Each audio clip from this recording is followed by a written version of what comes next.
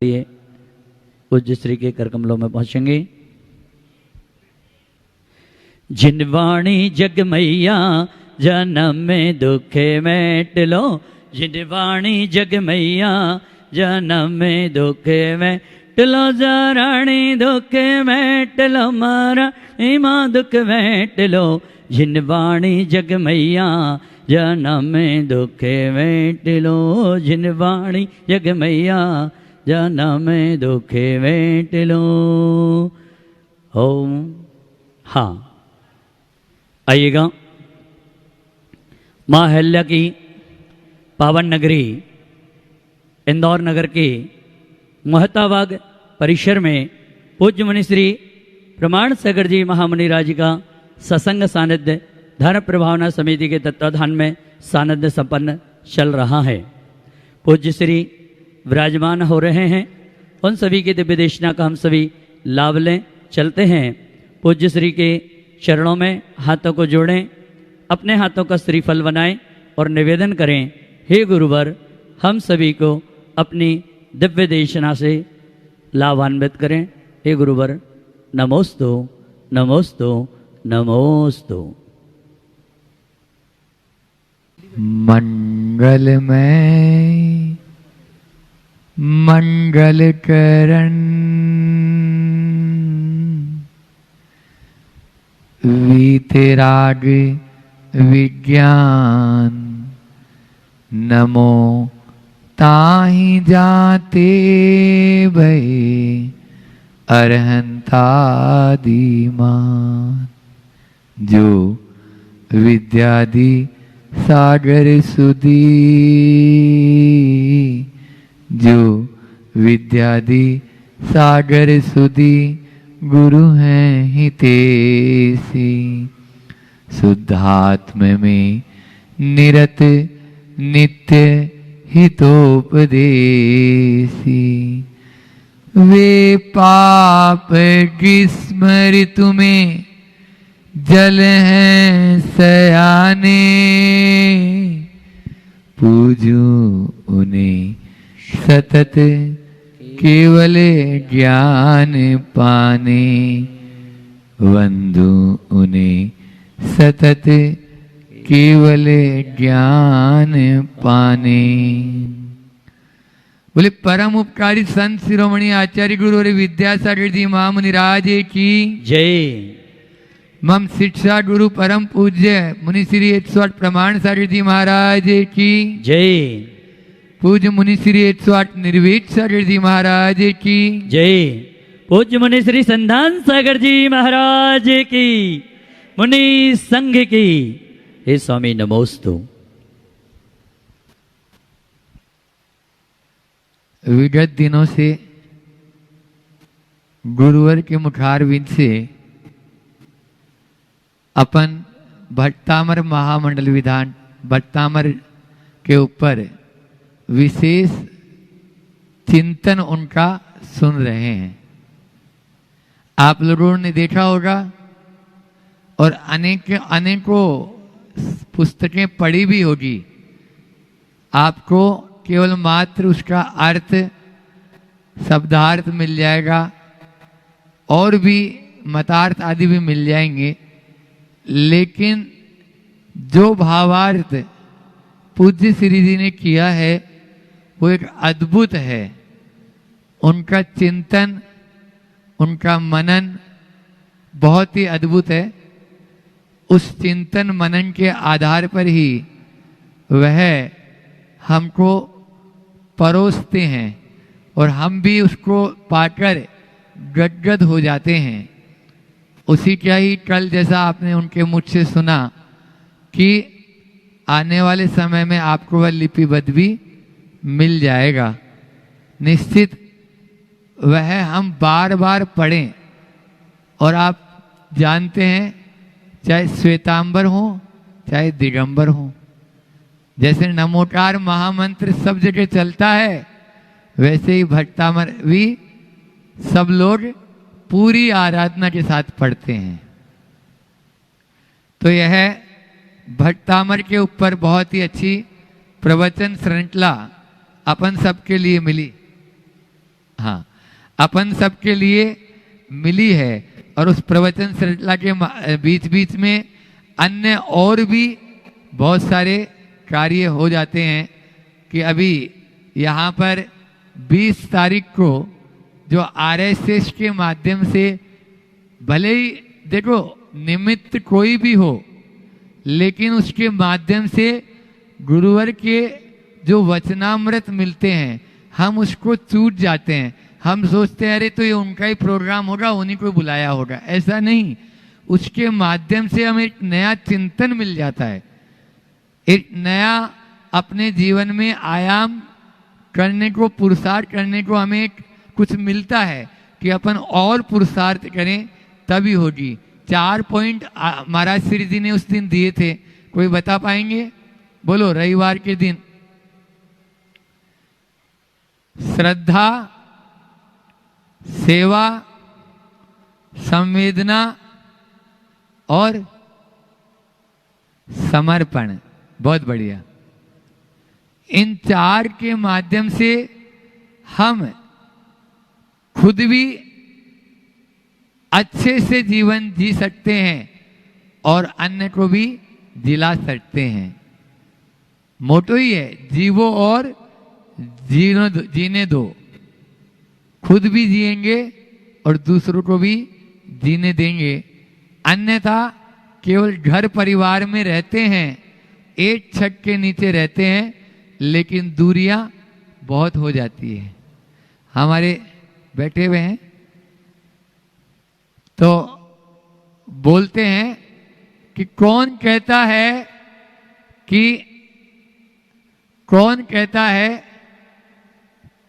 कि दीवारों में दरारें होती है? कौन कहता है कि दीवारों में दरारें होती है? अरे जब दिल में दरारें होती है तो दीवारें खड़ी होती है। जब दिल में दरारें होती है तो दीवारें खड़ी होती है। पहले एक छत के नीचे रहते थे, एक ही कमरे में रहते थे और सब मिलजुल कर रहते थे। आज सबके सेपरेट सेपरेट रूम है। क्यों? गलत तो नहीं बोल रहा हूं? दोषी जी, रानी दोषी जी, हाँ हाँ, एक एक के 2-2 कमरे हैं। पहले एक कमरे में 4 भाई रहते थे, उनकी 4 पत्नियां, मतलब चारों की 4 पत्नियां और फिर उनके लगभग 4-4 बच्चे। 2-2 बच्चे नहीं होते थे, 4-4 होते थे। तो अब बताओ, इतने एक घर में एक में रहते थे। हमें अपने से याद है, मुझे, मैं अपनी बता रहा हूं। हाँ, तो ये सब, तो ये आज दूरियां क्यों हो रही है? श्रद्धा, सेवा, समर्पण और पहले बीच में रह गए संवेदना, इनकी कमी हो रही है। इसीलिए दूरियां बढ़ती चली जा रही है। दूरियों को यदि खत्म करना, महाराज जी आ जाए, सब अपने अपने स्थान पर खड़े हो जाएं। दूरियों को यदि खत्म करना चाहते हैं तो गुरुवर ने जो रविवार को ये प्रवचन दिया है, आप लोग बार बार सुने। एक बार सुनने से याद नहीं होगा। इन पॉइंट को दिल और दिमाग में आप अच्छे से बैठा लें। यह 4 बिंदु 4 शास्त्र जी हैं। आप इसे खुद अपने हाथों से लिपिबद्ध करें, खुद लिखें। बार ऐसा नहीं, आजकल तो YouTube पे सुविधा है, तो सुनने की बजाय भी आप उसको और लिखो। तो लिखेंगे तो आपका यह है श्रद्धा, सेवा, संवेदना और समर्पण। बस हम गुरु के प्रति अपनी श्रद्धा, अपनी सेवा, अपनी संवेदना और अपना समर्पण अंतिम श्वास तक इनके चरणों में हमेशा रहे, ऐसी भावना के साथ में मैं अपनी वाणी को विराम देता हूं।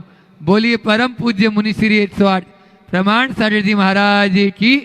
जय बोलो पूज्य मुनिवर श्री संधान सागर जी महाराज की। आइएगा बंधुओं, आप सभी लोग अभी पूज्यवर मुनि श्री संधान सागर जी महाराज जी के लिए सुन रहे थे।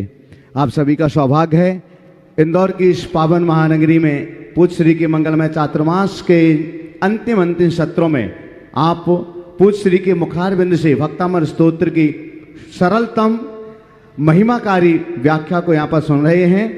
हम महाराज श्री के पावन श्री चरणों में नमोस्तु पूर्वक निवेदन करते हैं कि वे आज भक्तामर स्तोत्र के आगे की व्याख्या के लिए हम सभी के लिए अपना मंगल आशीष प्रदान करें। हे महाराज श्री, नमोस्तु नमोस्तु नमोस्तु। ओ सभी लोग हाथ जोड़ लें। ओ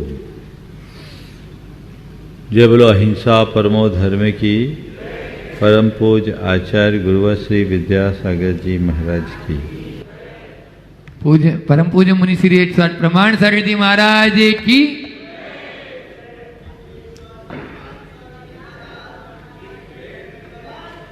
प्रभु आराधना में लीन आचार्य मानतुंग ने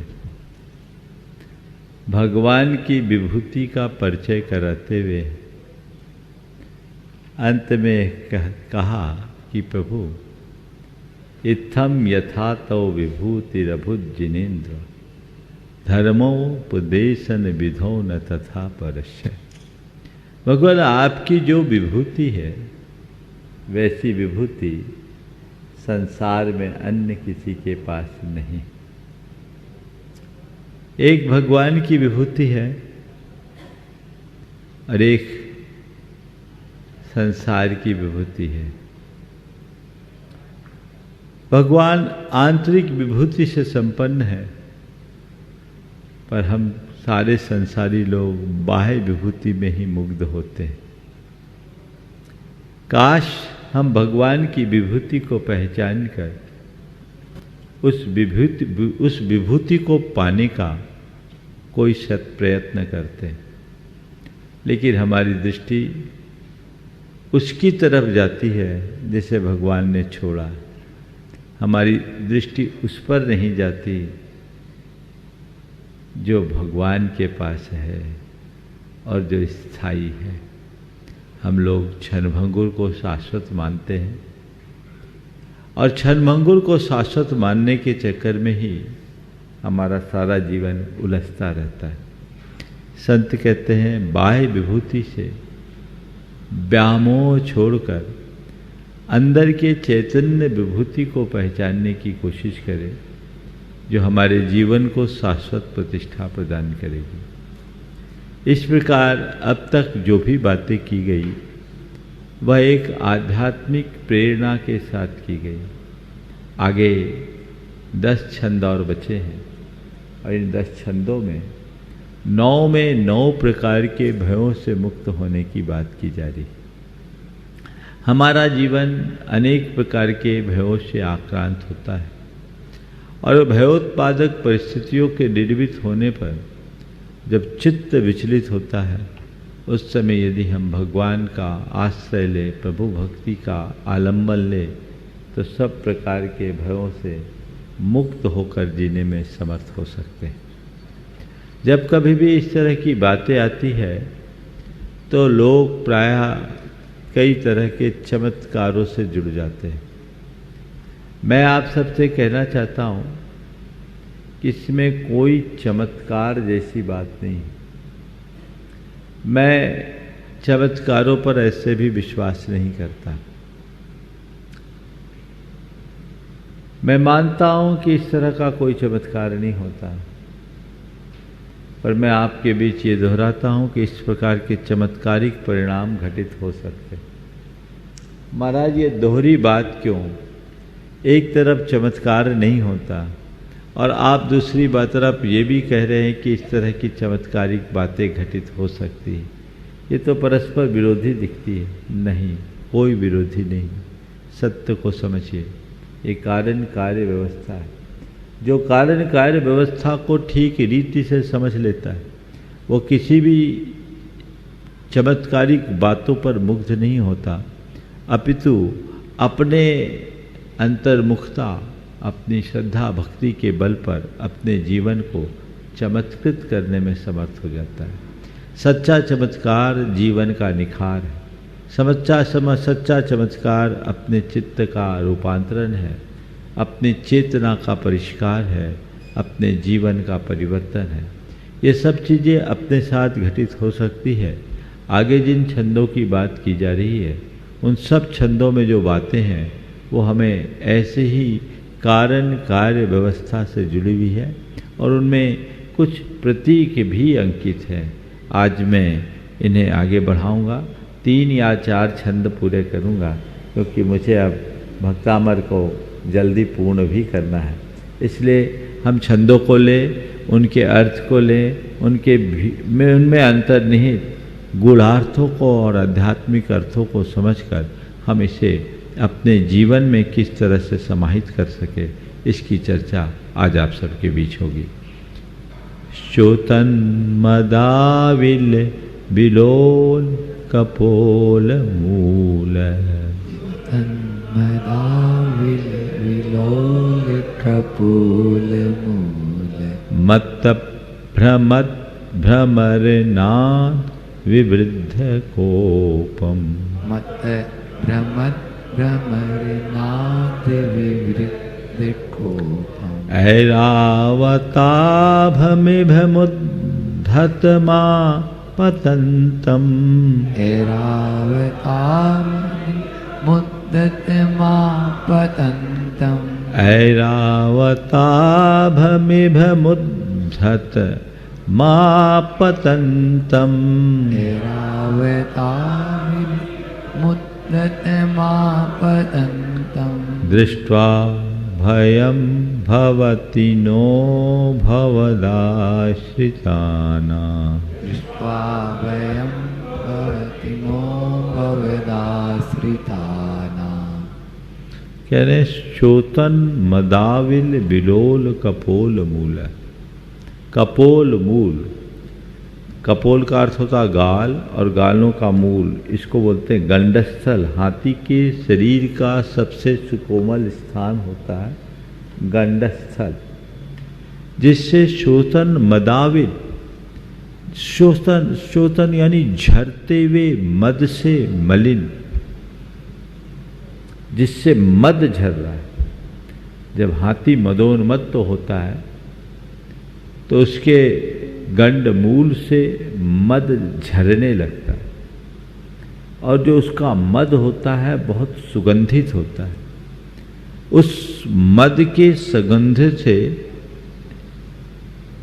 मत्तब भ्रमद भ्रमरनाद विविध कोपम, उसकी सुगंधि के कारण भौरे आते हैं और भौरे तो सुगंध के प्रेमी होते, तो सुगंध में मत्त भ्रमद भ्रमरनाद, मत भ्रमद गुंजार करने वाले भ्रमरों के नाद से जिसका क्रोध और अधिक बढ़ गया।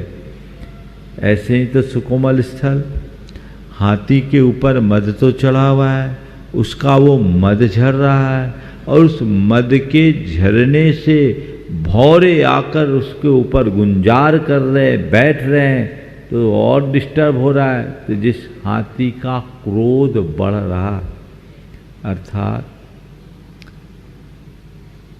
झरते हुए मद से मलिन जिसका कपोल मूल है, गंडस्थल है, और गुंजार करते हुए भ्रमरों के नाद से, भौरों के गुंजार से जिसका क्रोध बढ़ा हुआ है, ऐसा ऐरावताभ मिभ, मिभ इव का अर्थ होता हाथी, ऐरावताभ, ऐरावत की भांति विशाल काय,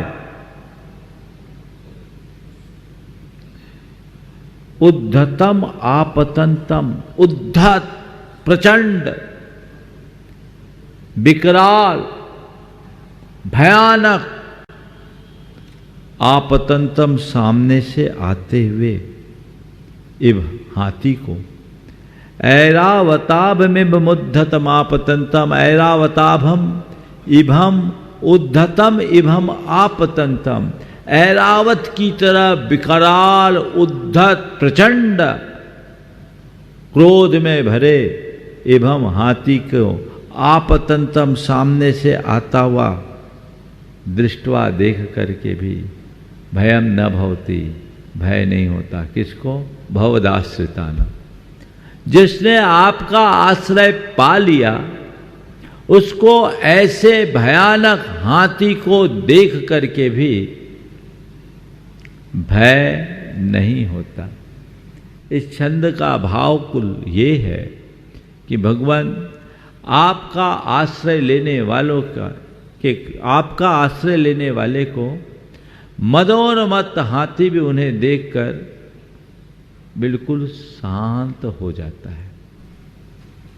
अब स्थूल दृष्टि से देखें तो ये चमत्कार जैसा दिखता है, पर इसमें मुझे चमत्कार नहीं कारण कार्य व्यवस्था दिखती। हमने शास्त्रों में अनेक स्थानों में पढ़ा है, सुना भी है, और कई फिल्मों में भी आप लोगों ने देखा है कि मदोन्मत्त हाथी किसी व्यक्ति विशेष के सामने आकर एकदम सरेंडर हो जाता होता है। जो बहुत उछाड़ पखाड़ कर रहा था, वो हाथी भी जो बहुत विकराल रूप धारण किए हुआ था,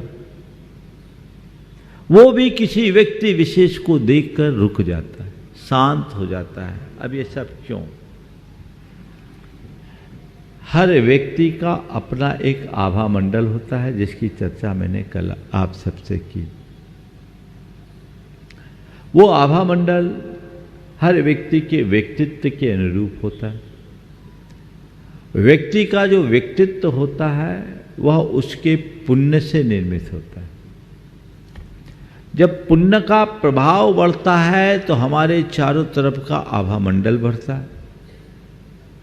उस आभा मंडल से हमारे सम्मुख जो भी व्यक्ति या वस्तु है वो प्रभावित हो जाता है। तो हाथी यदि किसी व्यक्ति के सामने आकर एकदम सरेंडर हो रहा है तो क्यों कर हो रहा है? उस व्यक्ति के आभा मंडल से प्रभावित होकर हो रहा है। उसका आभा मंडल इतना प्रभावी क्यों बन रहा है? क्योंकि उसका पुण्य प्रभावी है। और ये पुण्य प्रभावी क्यों हो रहा है? क्योंकि उसके हृदय में प्रभु भक्ति समाई है। जिसके हृदय में प्रभु भक्ति समाती है उसका पुण्य गाढ़ा होता है। जिसका पुण्य गाढ़ा होता है उसका प्रभाव बड़ा होता है, और जिसका प्रभाव बड़ा होता है उसमें चमत्कार खड़ा होता है। हो गया ना सिस्टम? एक दूसरे से ये चीजें लिंक है। अरे पुण्य कहां से आया? भगवान की भक्ति से तो आया। पिछले जन्म का चाहे इस जन्म का कोई भी है, अनुराग भी हो सकता है, वो भी एक पुण्य ही है। हमारे शास्त्रों में सम्यक दृष्टि के व्यक्तित्व को बड़ा प्रभावी बताया। आचार्य समंतबद्ध महाराज कहते हैं कि एक सम्यक दृष्टि कैसा होता है, उसका जीवन सामान्य नहीं होता, असामान्य होता है। ओजस तेज और विद्यावीर यशो विद्धि विजय विभव सनाथा महाकुला महार्था दर्शन पूता भवंती दर्शन पूता। उसके अंदर अलग ओज होता है, उसके अंदर तेज होता है, उसके अंदर विद्या होता है, उसके पास विजय, उसके अंदर वीर, उसके पास वैभव और सनाथता, सब में उत्कृष्टता। तो जिस व्यक्ति का पुण्य जितना प्रगाढ़ होता है उसका व्यक्तित्व उतना प्रभावी होता है। तो ये पुण्य भगवान की भक्ति से बढ़ता है, यानी प्रभु भक्ति से हमारे पुण्य की प्रभावना बढ़ती है, और पुण्य की प्रभावना से ये सब चमत्कार घटित हो जाता है। मैं आपको इस संदर्भ में 2 प्रसंग बताऊंगा। व्यक्तित्व का प्रभाव कैसे हो?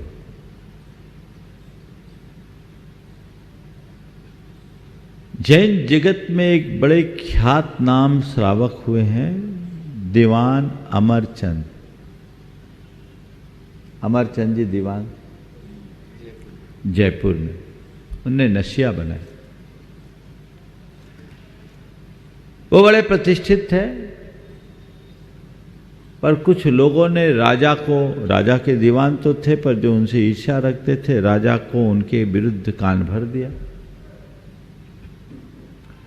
अब राजा ने उनके सामने एक प्रस्ताव रखा,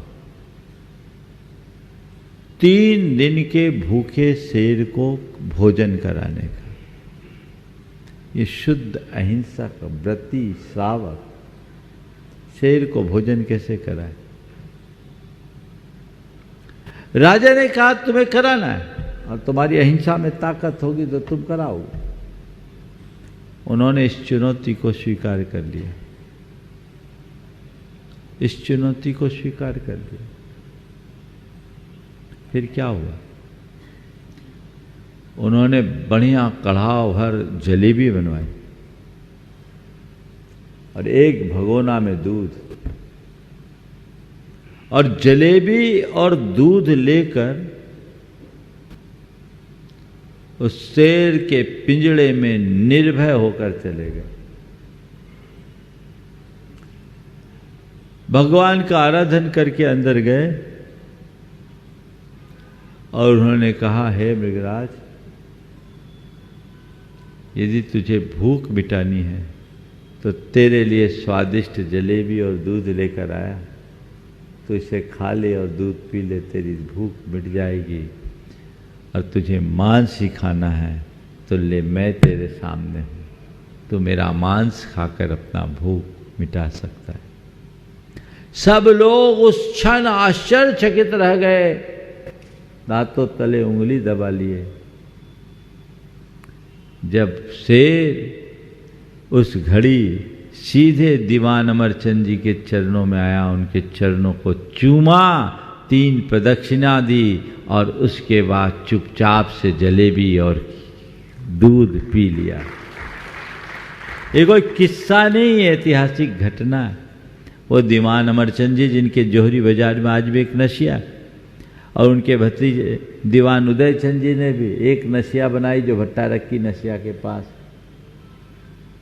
ये किसकी ताकत?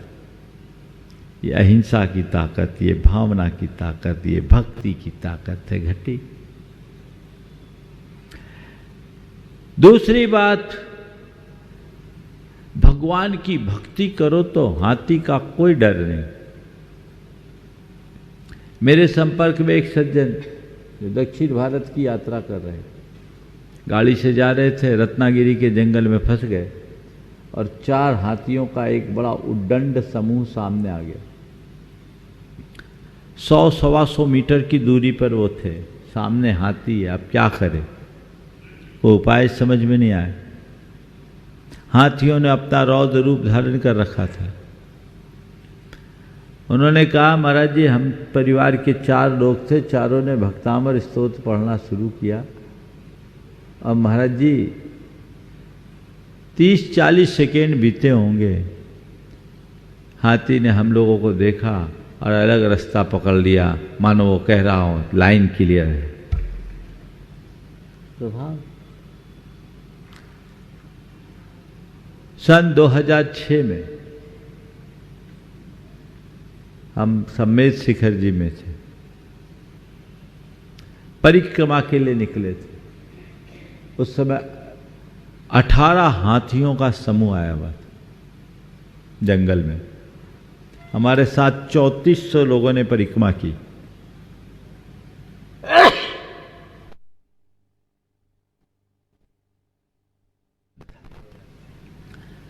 दिसंबर का महीना था। हम लोग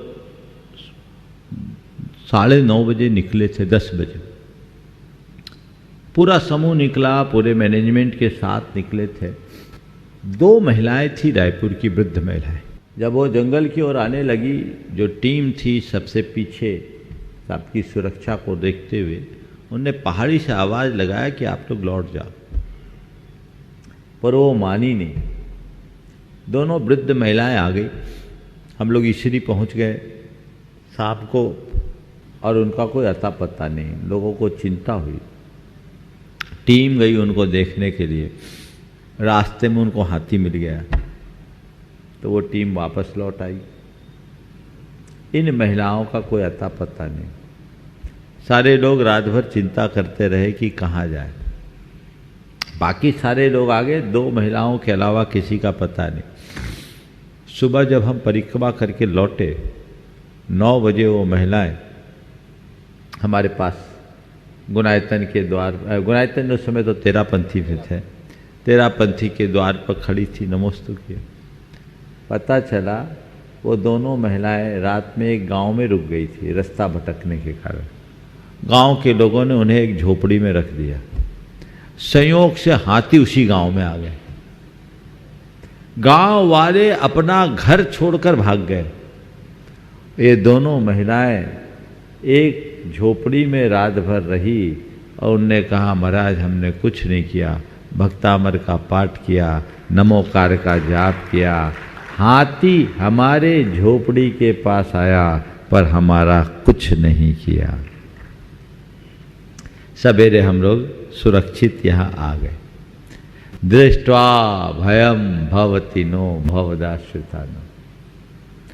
पुण्य प्रगाढ़ होगा तो सारा कार्य होगा। फिर दूसरी बात, यहां पर ये नहीं कह रहे कि तुम्हारा हाथी कुछ नहीं बिगाड़ेगा। यहां कह रहे हैं कि ऐसा हाथी भी होगा तो तुम्हारा भक्त उससे डरेगा नहीं। दृष्ट्वा भयम भवति नो बहुदाश्रिता नो। हमने सुना है पंडित टोडरमल जी से राजा किसी वजह से कुपित हुआ और उन्हें हाथी से कुचलवा देने का दंड दे दिया। उस समय उनकी ज्यादा उम्र नहीं थी, शायद 43-44 साल की उम्र थी। बड़े प्रतिभावान विद्वान जैन जगत के एक बहुत बड़ी विभूति थे। जब उनके सामने ये प्रस्ताव आया, निडर होकर के चले गए। बोले ठीक है, मुझे जहां तक कुचलने की बात है, मुझे तो कोई छू ही नहीं सकता, कुचलने की बात क्या है। जो मैं हूं वो अजर अमर अविनाशी हूं, मुझे कोई मेरा बाल बांका भी नहीं कर सकता। और निर्भीक निडर होकर के वे सामने प्रस्तुत हो गए। दृष्ट्वा भयम भवति नो भवदाश्रिता नाम। इस अर्थ को हमें इसी संदर्भ में समझने की कोशिश करनी चाहिए। फिर दूसरी बात, इसे एक प्रतीकात्मक रूप में भी देखना चाहिए। हाथी को काल का, काम का और मान का प्रतीक माना जाता है। काल, हाथी काल की तरह है। हम लोग संसार वृक्ष में देखते हैं हाथी संसार वृक्ष को हिलाता है, यानी काल रूप वृक्ष को हिलाने वाला हाथी। जिसने भगवान का आश्रय ले लिया उसके ऊपर काल का कोई जोर नहीं पड़ता, वो मृत्युंजयी बन सकता है। दृष्ट्वा भयम भवति नो भवदाश्रितानम का अर्थ ये निकाला जाता है। हाथी बड़ा कामी होता है। काम से उन्मत्त हाथी अपने प्राण गंवा देता है, बंधन में पड़ना पड़ता है। हाथी को पकड़ने के लिए कृत्रिम हथनी को रखा जाता है और बीच में एक गड्ढा रखकर ऊपर से ढक देते हैं। कामोन्मत्त हाथी उसके पीछे भागता है और गड्ढे में गिर के फंस जाता है। तो कहते हैं जिसने आपके नाम का आश्रय ले लिया वो काम से मुक्त हो जाता है, क्योंकि भक्ति में विरक्ति का बीज छिपा होता है। हाथी को मान का भी प्रतीक है, बताया गया है।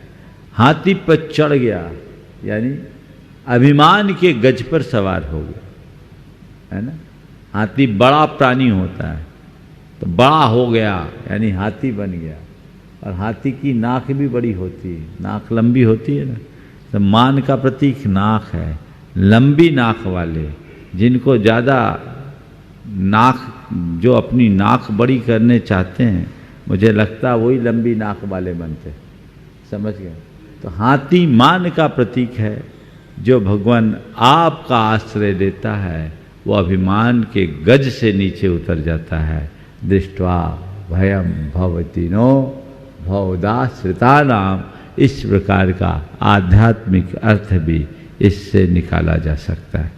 अब कह रहे हाथी तो ठीक है, सिंह का भी प्रकोप आपके भक्त पर नहीं होता। वो कैसे, देखिए। भिन्नेभ कुंभ गलदुज्ज्वल सोनिताक्त,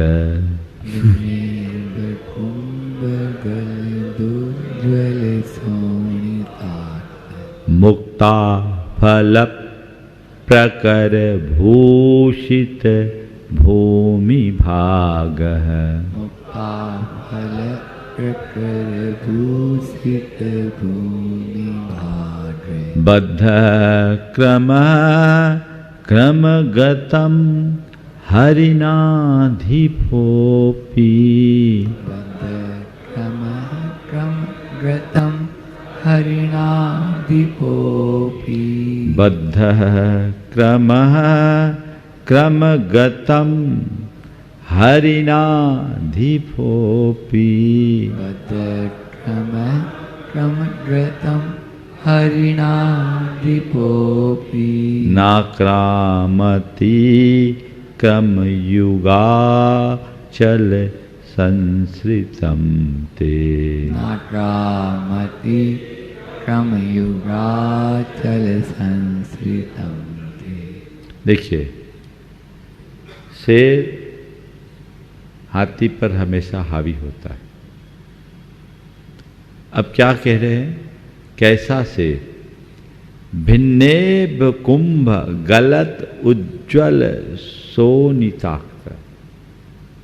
इब का अर्थ होता हाथी। भिन्नेब विदारित कर दिया है जिसने। किसको? इम्भ इब कुंभ अर्थात हाथी के गंडस्थल को। शेर हमेशा हाथी का पीछे से शिकार करता है और सबसे पहले उसके गंडस्थल को विदारित करता है। और कहा जाता है हाथी के गंडस्थल में मोती होते हैं, जिसको गज मोती कहा जाता है। वो एक रतन है। वो हाथी के गंडस्थल में होते हैं और अत्यंत शुक्ल धवल होते हैं। तो विदारित किए गए हाथी के गंडस्थल से उज्ज्वल कुंभ गलदुज्ज्वल सोनिताक्त रक्त मिश्रित उज्ज्वल मुक्ता फल प्रकर भूषित भूमि भाग। मुक्ता फल मोतियों, मोती मुक्ता फल यानी मोती, प्रकर यानी समूह। मुक्ता फल प्रकर भूषित भूमि भाग, धरती जिससे भूमि भाग जिससे शोभायमान।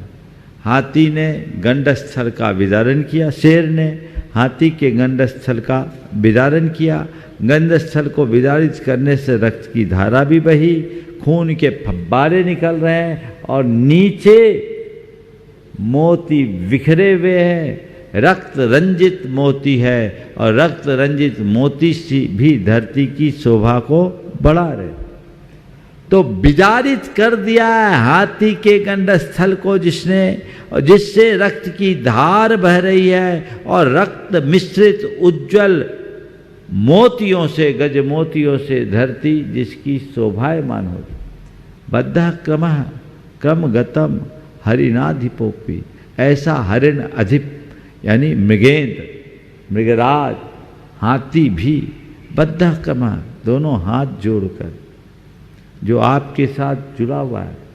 ते क्रम युगाचल संस्कृतम, जो ते आपके क्रम का अर्थ होता है चरण, चरण युगल रूपी अचल यानी पर्वत का आश्रय ले लिया। उसको ऐसा हाथी बद्ध क्रमम जो झपटने को तैयार है, झपटने वाला हाथी शेर भी नाक्रामती, आपके भक्त पर आक्रमण नहीं करता। बद्ध क्रमः क्रमगतम, बिल्कुल सामने आकर झपटने को तैयार शेर भी ऐसा खूंखार से ते क्रम युगाचल संस्कृतम न आक्रामती, आपके चरण रूप पर्वत, चरण युगल रूप पर्वत का आश्रय लेने वाले पर आक्रमण नहीं करता। दीवान अमरचंद जी की कथा तो हमने आपको सुनाई, ये इसका साक्षात उदाहरण है। यानी ऐसा खूंखार शेर भी आपके नाम रूप, आपकी भक्ति रूप चरण कमल का आश्रय लेने वाले का कुछ बिगाड़ नहीं करता। यहाँ एक विशेष बात की, कम युगाचल, शेर के बारे में ऐसा कहा जाता है कि शेर पर्वत के ऊपर नहीं चलता। अगर शिकार ऊपर हो और शेर नीचे हो तो ऊपर नहीं चलता, वो नीचे से ही प्रतीक्षा करता उसके नीचे आने। शेर की ये विशेषता होती, चीता चढ़ जाएगा, शेर नहीं चढ़ेगा। तो शेर जिसने आपके चरण युगल रूप अचल यानी पर्वत का आश्रय ले लिया, उनके लिए शेर कुछ भी बिगाड़ता नहीं है। अब शेर नहीं बिगाड़े, इसमें भी चमत्कार दिखता है, पर मुझे इसमें एक प्रतीक भी दिखता है। वो क्या है? शेर क्रूरता का प्रतीक है। यहां पर शेर को क्या लेना? क्रूरता। जिसने भगवान के चरण कमलों को आश्रय ले लिया, उसके अंदर क्रूरता रूप शेर का कोई प्रकोप नहीं होगा। इसी तरह शेर काल का भी प्रतीक है। काल सिंह ने मृग चेतन को घेरा, भवन में आप लोग बोलते, जिससे भगवान की भक्ति का आश्रय दिया, उसके ऊपर काल रूप सिंह का कोई प्रकोप नहीं होगा। आगे चलते हैं। अब यही नहीं, अग्नि का भय भी उस पर हावी नहीं होगा। अग्नि का भय हावी नहीं होगा कैसे? देखिए, कल्पांत काल पवनोधत वह्नि कल्पम। कल्पांत काल पवनोधत वह्नि कल्पम। कल्पांत काल पवनोद्धत वह्नि कल्पम। कल्पांत काल पवनोद्धत वह्नि कल्पम। दावानलम ज्वलित मुज्ज्वल मुत्स्फुलिंगम। दावानलम ज्वलित मुज्ज्वल मुत्स्फुलिंगम। विश्वम जिघत्सुमिव सम्मुखमापतन्तं। विश्वं जिगत्सुमिव सम्मुखमापतन्तं।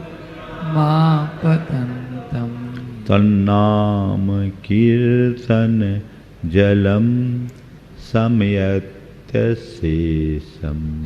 नाम कीर्तन जलम समयत्य शेषम। कहीं प्रचंड दावाग्नि लगी हो तो भगवान आपके नामस्मरण रूप जल से वो अग्नि पल में बुझ सकती। कैसी भी प्रचंड आग लगी, क्या कह रहे पहले छंदकार थे, कल्पांत काल पवनोद्धत वह्नि कल्पम। वह्नि यानी अग्नि। कैसी अग्नि? कल्पांत काल पवनोद्धत। कल्पांत काल यानी प्रलयकालीन, पवन यानी वायु से उद्धत, अरे एकदम जाजल्यमान है, तेज आंधी से जिसमें प्रचंड लपटे उठ रही है। दावानलम ज्वलित मुज्ज्वल मुत्स्फुलिंगम। ऐसे दावानल, जंगल की आग, ज्वलित मुज्ज्वल मुत्स्फुलिंगम, जिससे ज्वाजल्यमान लपटे उठ रही है, चिंगारियां फैल रही है। विश्वम जिगत्सुमिव सम्मुखमापतंतम। सम्मुखापतंतम, सामने आने वाले को विश्वम समूल जिगत्सुमिव, एक साथ ही लीन जाने को इच्छुक हो, ऐसा जो सामने आ रहा है सबको पल में भस्म करने वाली आग, दावाग्नि। तन्नाम कीर्तन जलम अशीषम समयते। ऐसे आग को भी आपके नाम स्मरण रूप जल पल में बुझा देता है। कहीं आग लगे तो कहते भगवान आपके नाम कीर्तन रूप जल से वह पल में बुझ जाती। महाराज आपने अच्छा बता दिया, अब कहीं आग लगेगी तो हम फायर ब्रिगेड को क्यों बुलाएंगे, दमकल क्यों बुलाएंगे? आपके नाम का स्मरण करेंगे, आग बुझ जाएगी। मैं कहता हूँ बिल्कुल पक्के में बुझ जाएगी, बशर्ते तुम्हारे हृदय में वैसी श्रद्धा हो। श्रद्धा होनी चाहिए। अगर मन में संशय हो तो गड़बड़ हो जाएगी। ऐसा हुआ भी है। 2 घटनाएं बताता हूं और उसके बाद इस छंद का जो आध्यात्मिक अर्थ है वो भी बताऊंगा। मध्य प्रदेश में ही चंदेरी बाजू में है, अशोकनगर जिला में। चंदेरी में एक व्रती श्रावक रहते थे, बड़े धर्मात्मा थे, 7 रुतबाधारी थे। चंदेरी हमारी एक ऐतिहासिक और सांस्कृतिक नगरी है। आज भारत की सबसे उत्तम और प्राचीन चौबीसी वहां विद्यमान है। वहां राजमहल में आग लग गई, प्रचंड आग। वे बड़े साधक थे, सिद्ध योगी थे, भक्तामर के आराधक। उन्होंने भक्तामर का मंत्र जल छिटा, पल में आग बुझ गई। इससे उनका राज दरबार में मान बढ़ गया। वहां की जो राज नर्तकी थी वो इनसे बहुत ईर्ष्या करती थी, और राज नर्तकी भी एक तांत्रिक थी। वो किसी तरह से राजा का कान भरने की कोशिश करती, पर राजा उनके रंग में रंगा हुआ था। उसने क्या किया, वहां तो दशलक्षण के बाद जैनियों का सब जगह विमान निकलता है, शोभा यात्रा निकलती, भगवान का विमान निकल रहा था, पालकी, विमान जी बोलते हैं जिसको। उस राज नर्तकी ने, लगभग 200 साल पुरानी घटना, ज्यादा पुरानी घटना नहीं, उस राज नर्तकी ने अपने मंत्र प्रयोग से पूरे विमान को कीलित कर दिया, विमान को कीलित कर दिया। अब ये खबर उनके पास पहुंची। ये तो बड़ा अपमान है, भगवान का विमान कीलित हो जाना, पर ये कम नहीं थे। इनने अपना मंत्र प्रयोग किया और राज नर्तकी को जोरदार उदरसूल हुआ, भयानक उदरसूल। और इन्होंने अपने मंत्र प्रयोग के बल पर, इसी भक्तामर के प्रयोग के बल पर, बिना कहारों के विमान चला दिया अदर आकाश में। राजा आश्चर्यचकित रह गया और बाद में उधर उस राज नर्तकी ने क्षमा मांगा, तब उसे क्षमा किया। इस तरह की कई घटनाएं हैं।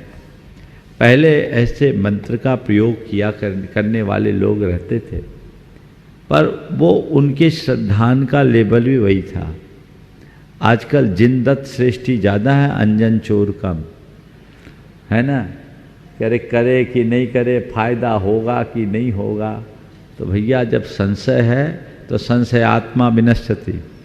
अच्छा है तुम दूसरे उपाय करो, इसलिए तुमसे हम कहेंगे आग लगे तो दमकल बुला लो, कोई दिक्कत नहीं तो मामला गड़बड़ हो जाएगा, वो कर लेना। लेकिन इसका असर होता। आपको एक दूसरी घटना अपने सामने की बताता हूँ। भगवान का मोक्ष कल्याणक चल रहा था, 2005 की बात है। रांची में पंच कल्याणक था, गर्मी का समय। मोक्ष कल्याणक की क्रियाएं चल रही थी, शांति धारा हुई थी, और उसके बाद मोक्ष कल्याणक में अग्नि कुमार देव अंतिम संस्कार कर रहे। रुई का पहाड़ बना हुआ था, कुर्सियों के माध्यम से रुई का पहाड़। और जो अब तो सुधार लिए प्रतिष्ठाचार्यों ने, नहीं तो अभी भी वही पुरानी टेक्निक चलती। मुकुट में तार बांध के उसमें एक कपूर चिपकाते और अग्नि कुमार देव का। अब किसी ने मुकुट रखा और उसका कपूर उचट कर रुई पे पड़ गया और पहाड़ में आग लपटे सीधे ऊपर उठ गई। सेकेंडों का खेल, आग की लपट। लोग तो सोचे ये निर्वाण कल्याण की कोई क्रिया। अशोक नगर के स्वयं सेवक वहाँ थे, जैन युवा वर्ग, वो शांति धारा का गंदोदक का जल टंकी में पड़ा हुआ था, आग बुझाने के लिए क्या करे, वो ही उसमें डाल दिया और आग की लपट जो आसमान को छूने वाली थी पल में बुझ गई। तन्नाम कीर्तन जलम सम्यक्त से सब। लोग समझ ही नहीं पाए, कुछ सेकेंडों का खेल। लोगों ने तो सोचा ये भी कोई निर्वाण कल्याण की क्रिया ही है। फटाफट सब नियंत्रण हो गया। लेकिन बंधुओं, मुझे ये लगता है कि बाहर की अग्नि बुझे न बुझे, भगवान का नाम कीर्तन रूप अमृत जल जिसके हृदय में है, उसके अंदर क्रोध और बैर की अग्नि जरूर बुझ जाएगी। क्रोधाग्नि को बुझाओ, अंदर से बैर बुझाओ, बैर मिटाओ। अगर तुमने अपने हृदय में भगवान को स्थापित कर लिया है तो फिर क्रोध का लवलेश नहीं बचना चाहिए। तो नाम कीर्तन जलम सम्यक्त शेषम का ये भी अर्थ निकल सकता है। हमें इसकी तरफ ध्यान देना चाहिए। बंधुओं, इस प्रकार आज 42-40 हो गए ना, अब 8 और बचे हैं। आने वाले 2 दिनों में ये भक्तामर पूर्ण हो जाएगा। आप लोगों ने निरंतर इसका लाभ लिया और जैसा कि मैंने कल भी आप लोगों को बताया था, महाराज श्री की ये भावना थी संधान सागर जी की कि महाराज जी आपका ये प्रवचन लोगों के लिए बहुत उपयोगी साबित हुआ है, तो क्यों ना भक्तामर की पूरी एक पुस्तक तैयार हो जाए जो सर्वजन को लाभ दे सके, सर्वजन उसका उपयोग कर सके। तो इनने कहा बाद में, तैयारी पहले कर ली। इनका ऐसा ही कार्यक्रम होता है, बताते बाद में है, करते पहले। और ये पुस्तक लगभग तैयार हो रही है। अब तक के प्रवचन पूरी तरह से कंपाइल हो गए हैं और उन्हें संपादित किया जा रहा है। लगभग 8 से 15 दिन में वो पुस्तक प्रकाशित हो जाएगी। 21 प्रवचनों का संग्रह, लगभग 350 पृष्ठ के आसपास का उसका कलेवर होगा और वो पुस्तक आप लोगों को सुलभ होगी। महाराज जी ने ऐसी भावना व्यक्त की है कि ये पुस्तक यदि लोग पहले से बुकिंग करा ले तो उन्हें ज़्यादा विशेष लाभ होगा। ऑनलाइन बुकिंग इसकी शुरू हो गई है और प्रमाणिक ऐप के माध्यम से ऑनलाइन बुकिंग की जा सकती है। जो भी ऑनलाइन बुकिंग करना चाहे वो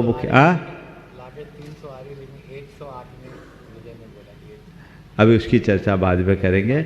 ऑनलाइन बुकिंग कीजिए, ये पुस्तक आप खुद लीजिए, औरों को भी दीजिए, ताकि भक्तामर का ये महात्म घर घर में प्रतिष्ठापित हो सके। भक्तामर आप सबका कंठाहार है, तो ये सबके लिए उपयोगी होना चाहिए। इसका पूरा श्रेय अशोक जी दोषी को जाता है। उन्होंने ही मुझसे बार बार आग्रह करके ये कहा कि महाराज भक्तामर का प्रवचन होना चाहिए, और उन्हें ही महाराज जी को भी बोला पुस्तक निकलनी चाहिए। तो ये पुस्तक प्रकाशित होने जा रही है। आप सब लोग, जो लोग अपनी ओर से जितनी पुस्तकें सुरक्षित कराना चाहते हैं वो समय पूर्व करा ले, ताकि पुस्तक प्रकाशित होते ही आप लोगों तक पहुंच जाए। और ऐसी बात घर घर पहुंचना चाहिए, क्योंकि भक्तामर पर एक नया प्रकाश आप सबको मिला है। जो नाम है वो अभय अशोक भैया कल वाले नाम अनाउंसमेंट करेंगे। हाँ। और जो नाम देना चाहे ऑनलाइन भी जो सुन रहे वे भी दे सकते।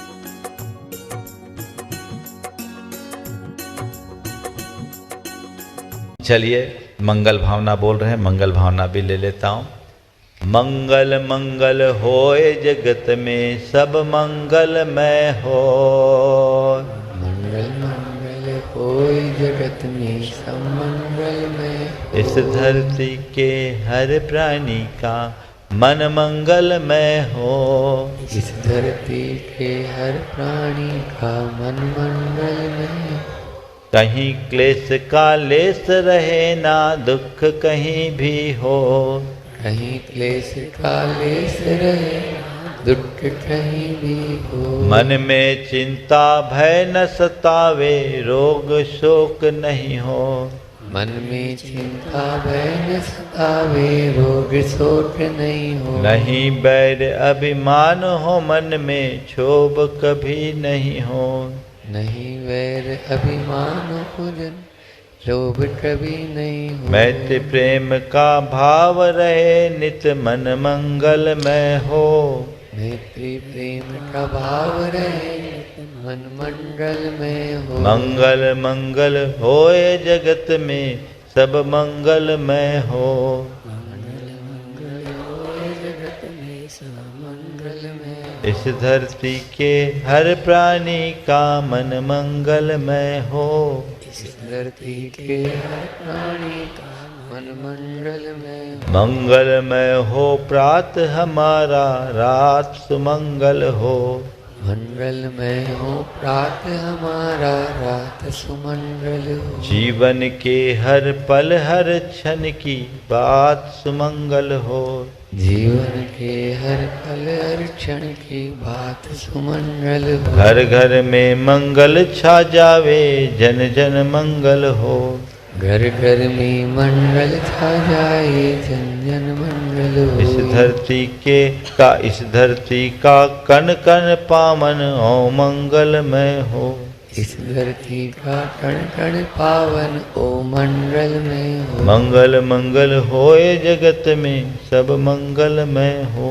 मंगल मंगल हो जगत में, सब मंगल में इस हो। धरती के हर प्राणी का मन मंगलमय हो। इस धरती के हर प्राणी मन मंगल में। सब जग में मंगल बढ़े, सब जग में मंगल बढ़े। टले अमंगल भाव, टले अमंगल भाव। है प्रमाण की भावना, है प्रमाण की भावना। सब में हो सद्भाव। सब में हो सद्भाव। जय बोलो परम पूज्य आचार्य गुरु श्री विद्यासागर।